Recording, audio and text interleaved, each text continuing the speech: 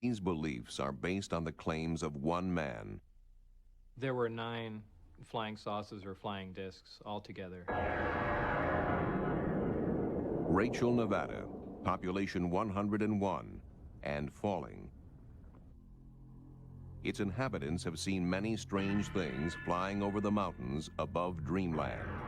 I believe that there are saucer-shaped craft here on Earth. I definitely believe it was a saucer. I've seen a lot of strange things out here. It was just a series of lights. Dancing lights. And they came up close, and then they were gone in an instant. I believe it's possible. They could be within regions underneath the Earth that have been established as a base. There's too much technology out here that can't be explained. We might be dealing with an interdimensional phenomenon. I definitely think the government knows. I don't think we're alone in the universe.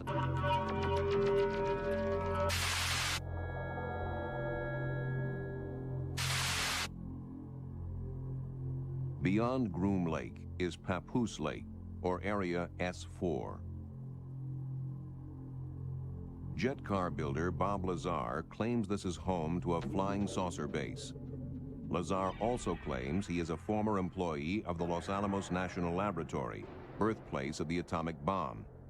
He maintains he was hired as an engineer on a top-secret project. I was under the impression I was going to be working on an advanced propulsion system, which was right up my alley, and I was very excited about it. And I was led to believe it was going to be some sort of field propulsion system, which in fact it was, but I had no idea of the implications of what they were talking about. Lazar says he was flown from Las Vegas to Groom Lake, put on a bus, and driven to Area S-4, Papoose Lake. We drove up, the hangar door was open, and there was a flying saucer.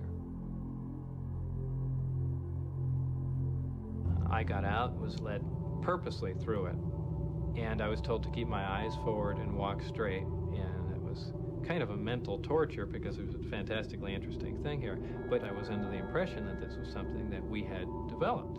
And in fact, I remember even laughing to myself that this answers all the ridiculous UFO sightings. We've been making these things all along, test flying them, and everyone's been thinking they're flying saucers from another planet. And I thought, wow, this is great. In fact, they even had a little American flag stuck on the side of it, which I thought was a nice touch. But Lazar came to believe that the saucer was of alien origin. It was still some time later that I was actually let inside it, and it became extremely obvious that this was something we didn't make.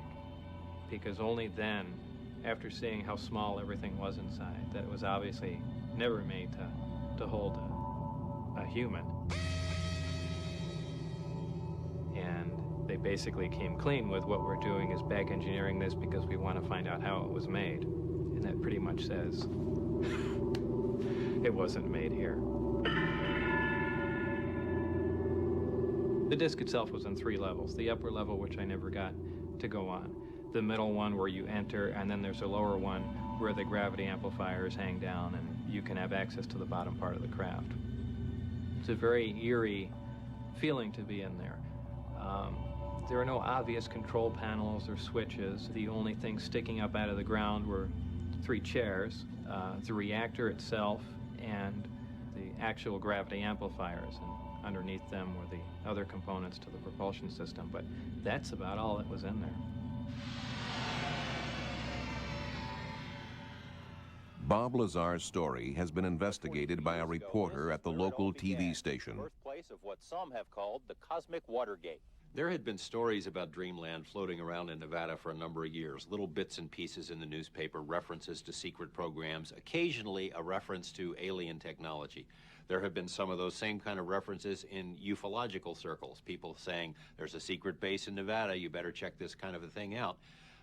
It wasn't until about 1987 I started digging into some of these things. In 1989, I met Robert Lazar, and the story he told me was an incredible one by any standards. I thought that if, in fact, any of this stuff checks out, it may be the biggest story in history. Does Lazar's story check out? Do any records of Lazar's past employment exist? For myself and the TV station, the key to his credibility, the key to his story was always Los Alamos, because if he worked at Los Alamos, if he worked in classified projects, it is at least conceivable that he would have been brought to Nevada to work in other classified projects. as a test on his veracity, we wanted to go to Los Alamos and have him show us around. He said, I can get you in. That, yeah, we'll believe this when we see it. So we were there on a weekend. Fewer people are in the lab, and Bob, in fact, did take us in. And it was like following him through this labyrinth of different labs and facilities, and he knew his way around like a rabbit in its own burrow. He knew where everything was, and that impressed me, because how would he know if he hadn't been there? Los Alamos was uncooperative from the first day. Years and years went by, and I still couldn't get any confirmation from them that Bob had ever worked there. It makes no sense. They'd have no records on someone who worked there just a few years before, but that's what they were telling me. Now, I had interviewed other people that work with Bob there who say that he was an employee, he was a physicist, and he worked in classified projects. If that were the case, where are the records? Because to this day, we still can't find them. What this tells me is that someone has tried to wipe out Bob's background so that fewer people will give him any credibility.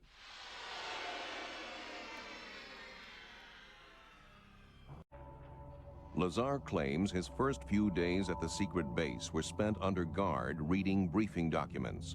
According to Lazar, these documents possessed detailed knowledge of aliens and made clear that the spacecraft was not a recent acquisition.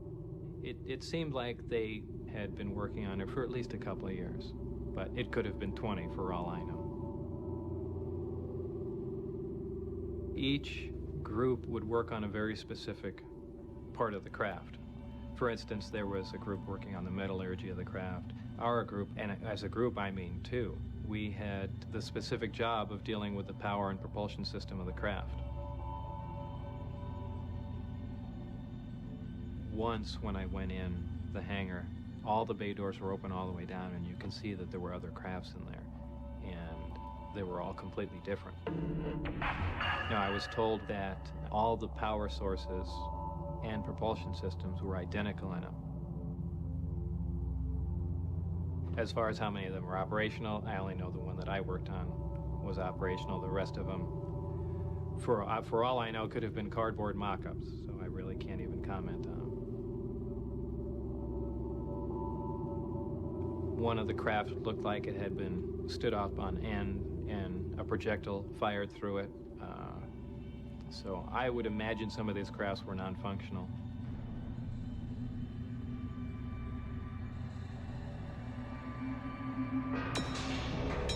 There were 9 flying saucers or flying discs altogether. George Knapp persuaded his TV station to put Bob Lazar through a polygraph or lie detector test. Did you knowingly lie when you said you had actually seen anti-gravity propulsion in operation? No. 4 separate tests were performed by 2 different investigators. The results were inconclusive. Lazar passed 2 and failed 2. But one of the investigators is still shaken by what he heard. I was looking for all the little sign, the body language, if you will. There was tremendously positive eye contact. There was no fidgeting around, and he never deviated. We covered it several different ways. I asked the same question several different ways, and his answers were always the same. Hooking up, going through the test, then started the emotional roller coaster that I experienced that night. And it's something that I can honestly say has changed my whole outlook on things. We started the first test, and it went exactly the way I thought it might. He was not doing well. He was reacting to the relevant questions more than he was to the control type of questions, which is indicative of a person who is deceptive, because it's showing an emotion that he does not feel comfortable with his answers. These questions bother him. It was basically, have you ever observed a saucer-shaped craft fly out at Area 51? And that was asked, I think, 2 or 3 different times. The second chart we ran was on another question dealing with the gravity amplifier or an antimatter reactor as part of the powertrain. About halfway through that test, I'm looking down, and all of a sudden the realization sets in that I'm looking at a probable, truthful result. And I mean, I'm getting chills right now talking about it, because that's what I got. On every chart that I did, The one relevant question that was the same with every test was the last one. Have you deliberately lied to any question concerning the UFO information you've given me? And his answer of no was indicated as being truthful on the charts. So whatever he told me that night, Bob Lazar truly believes to be the truth. Bob Lazar appeared to be truthful when he described how the craft's reactor functioned. We weren't precisely sure how everything worked, but we had a rough idea. It was a field propulsion system. It was something you really couldn't sense, but would lift the craft. Field propulsion can be demonstrated with two magnets. Set one way, the magnet's poles will attract. Set the other way, the magnets will repel each other. Lazar says that the craft used gravity waves to repel and attract through space. Using earthly materials and state-of-the-art technology, we could not possibly duplicate one of these systems. Not even close. What we're seeing was a total annihilation reactor, a reactor that reacted matter and antimatter, which is something we really haven't even touched on. We know this is possible.